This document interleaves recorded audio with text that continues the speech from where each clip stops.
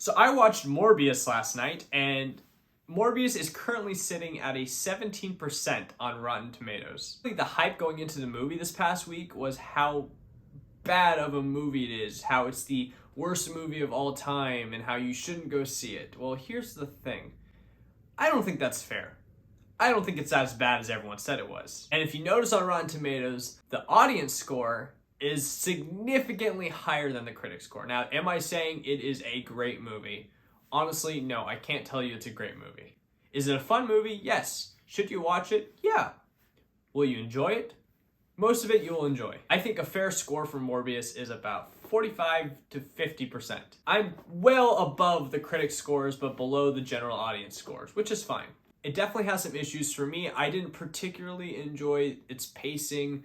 I felt like it was edited weird at some points. The CGI looked fine. It didn't really bother me. But honestly, I never tend to notice CGI mistakes anyway. So CGI is never really something I judge something on. Story-wise, it was a little bit rushed. And there were some plot points that were a little confusing. But I thought the cast did a wonderful job. You can tell there's a genuine passion for the subject matter, and that's something I can always appreciate. Honestly, I don't think it's really fair to say it's the worst movie of all time or anything like that. And I think that's actually really disrespectful to the cast and crew. I'm a little biased as someone who's worked on film before, who's been on a major film set, who's seen how much time and effort people put into projects way smaller than a Marvel movie. It just seems a little disrespectful to go outright and say you shouldn't see a movie or it's the worst thing you've ever seen, because at the end of the day, it's all subjective. There's a reason why critics score 17% and audience score 65%. And it's a fun movie.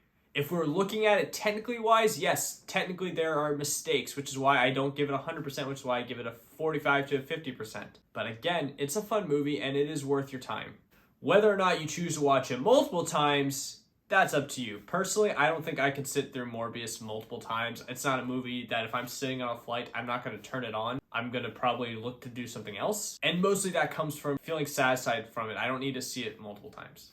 It's not a bad thing. There's a lot of movies that I don't feel the need to see multiple times, but I enjoy it. There are some genuinely great engaging moments in the film. For example, when Morbius is discovering his powers, his abilities, that whole portion of the film I loved. I thought it was great. It kept me in. I thought Jared Leto was truly at his best in those moments. Just unfortunately, the movie didn't land, and I don't even really fault that to the creators. Honestly, I think Morbius suffers mostly from being delayed so many times. Spoiler alert, in the film's credits, we get 2 credit scenes, and both of them have to do with Michael Keaton's Vulture. First one, he mysteriously appears in a prison cell, leading you to assume it was because of the events that took place in Spider-Man No Way Home. The spell somehow went wrong, and it took Vulture out of his own universe and put him in a different universe. And basically, the spell worked in reverse for him. The spell is going to be a never-ending cycle where you're never going to get it perfectly right. Someone's going to end up in the wrong universe. It just opens a lot of doors that lead to a lot of questions and uncertainty.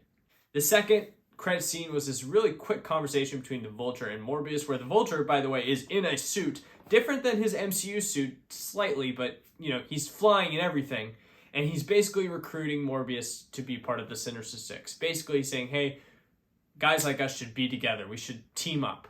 And that's it. The writing was a little bit weird. It definitely felt thrown in and rushed. It's changes like that where you can only assume took place during the reshoots that happened in December 2021 after No Way Home was released. I am curious what that plot point was supposed to be pre-No Way Home, when the film was supposed to come out way before No Way Home would have released. And again, the film suffers because of the pandemic delays. It's like one of those things where you sit down, you look at something so many times and just something feels off. It's perfectly fine, but you've looked at it so many times, you feel like you have to change something. That's what I feel happened to Morbius, unfortunately. So in summary, is it a great movie? No. Will you probably enjoy it? There's a good chance. Do I recommend it? Yeah, I recommend it. Go see it. Why not? Be sure to hit the subscribe button and let me know in the comments if you plan to check out the movie, or if you already have, did you like it? Did you hate it? And follow me on other social media platforms at Big Screen Bearcon on TikTok and right here on YouTube, and at BearconDOfficial on Twitter and Instagram. Thank you guys so much for watching. I'll see you guys next time.